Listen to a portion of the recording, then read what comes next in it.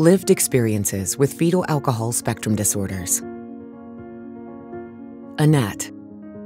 My name is Annette Kunzman, and I'd like people to first and foremost know me as a mom.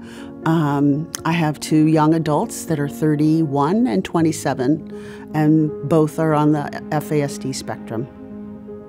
I wanted to come here today to increase awareness and bring acceptance to the condition called FASD, fetal alcohol spectrum disorders, because the vast majority of people don't know anything about it. They've never heard of it. My husband and I adopted our two sons. The first one was an infant, and the second one 4 years later. What we were concerned about in adopting children was obviously, number one, not having much family history. We were concerned about drugs, drug exposure.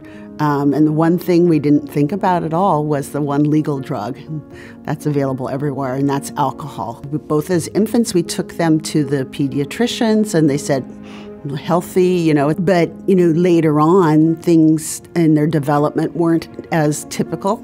They didn't get a diagnosis until they were 14 and 18.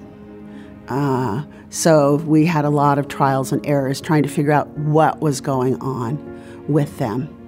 And then, of course, issues, particularly with my oldest son, happened when they start school. Our oldest son was very active, just very, very active. His play wasn't like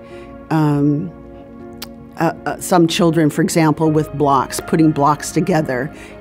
He would just scatter them all over. There was nothing methodical about stacking them. Now I can look back and see there were sensory issues to tags on the neck or the toes, the seams on the toes. When I went to put sunscreen on him, it was like I was putting acid on his arms, And then in school, I was trying to get some answers from the teachers, and they said, oh, don't worry about it. Fourth grade, I got the school to do a whole assessment of our oldest son. They wanted to just say, it's IQ. And that just didn't sit right with me because he was so bright in so many other ways. And so I do remember making an appointment with the school psychologist to try to go get some help, wondering, what I might do to help him. And her first question was, so how are things at home? How are things between you and your husband? So from the school's perspective, we were doing things wrong as parents. And of course, I was questioning myself because I was a working mom. I wasn't there all the time.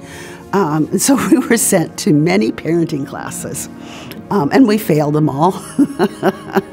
Of course, over time, you learn that traditional parenting doesn't work when children have been exposed to alcohol.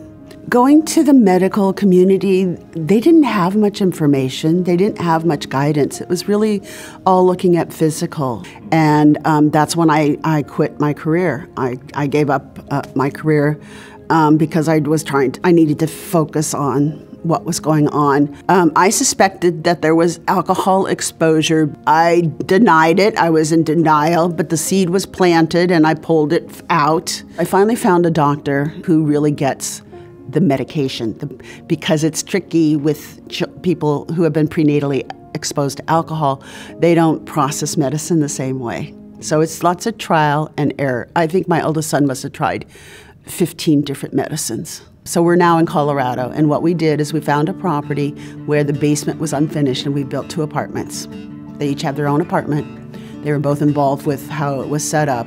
My oldest has a gaming room that's off his sitting room where he has a big screen TV.